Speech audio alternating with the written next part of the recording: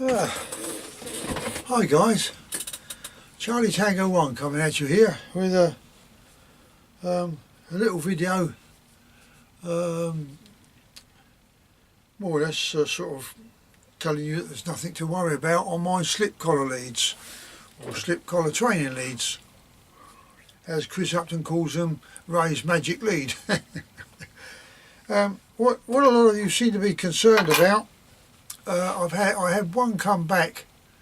It's only a half-inch training lead, a long time ago, and it was a silly little thing really. It just didn't warrant sending it back. I'll show you what it is, and I'll have to bring it up close to you. And it's this here. It's where I join this leather on. Oh, I've got to bring it up a bit closer. I join the leather on, see? And what they were saying is this is coming unstuck here, right? It's coming unstuck. So I've now put a zigzag in it as well. Can you see that? That's to it looks rough stitching, but it's not. And I haven't feathered it off so much, so you've got a bit of a step there now. The same on this side. The idea of feathering it off was to make it very thin so it sticks down there. And all it had done is it had just lifted up that tiny little bit there, so it was coming unstuck. Well, this is very strong glue I use here. Now, I don't mind showing you the can, and it's the maker of it is Solibond 949. Now, my supplier, I've been getting that off him for a long time, and it's very strong glue. So, to rest assurance, when that's stuck, I then hammer it. Then once it's hammered, I stitch it. It stands and it cures. It's a contact glue, so virtually as soon as you put it on, you can bond the two together.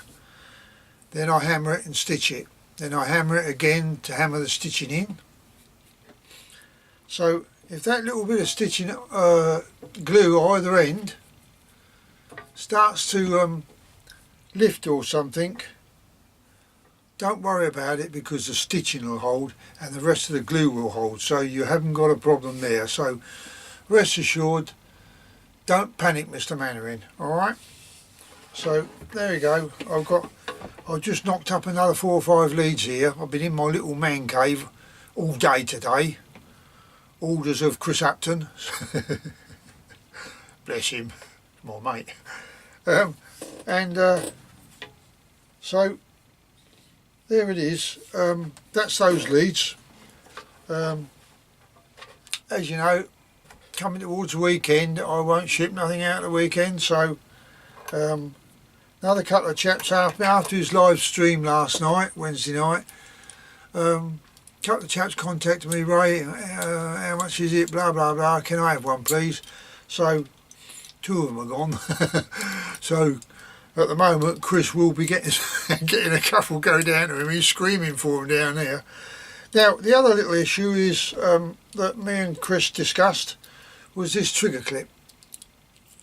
Now he has had, I think there's only one customer, I think they got it hooked up on something and it pulled the trigger and it come unclipped on off of the collar. It can happen at any time, like, you know. So what we decided we're going to do is I've ordered some other clips. They're going to swivel like this, but instead of having the trigger clip, they're going to have a spring. You know the ones I mean, when you just push it down, they're sprung loaded, so you can just clip it onto the collar, but you've got to compress it to get it off the collar. So as soon as they turn up, I'm hoping they're going to come tomorrow. So these leads I've done here, I've done everything but glue and stitch. So I just got to glue them when I get the trigger, when I get this, stitch it, Bob's your uncle, Fanny's your aunt. So I'm going to leave it at that. It's what's it, 6:30 this evening.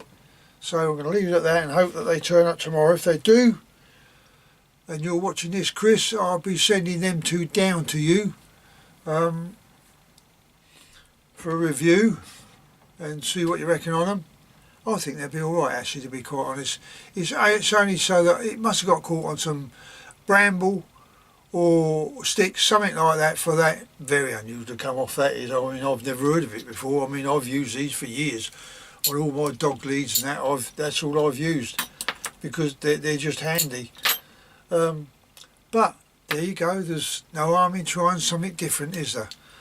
So I'm going to leave it at that. I'm going to try and upload this.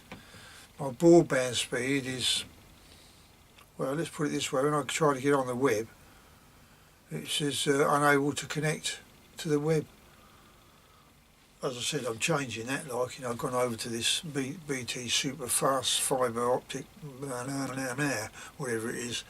So, I can't get on a lot of websites, but I'll get on YouTube, I'll get on Facebook, I'll get on my email, but, on PayPal, I can't get on the others. Don't know why, I just won't have it. So perhaps they're too far away.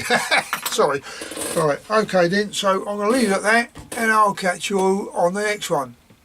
Cheerio.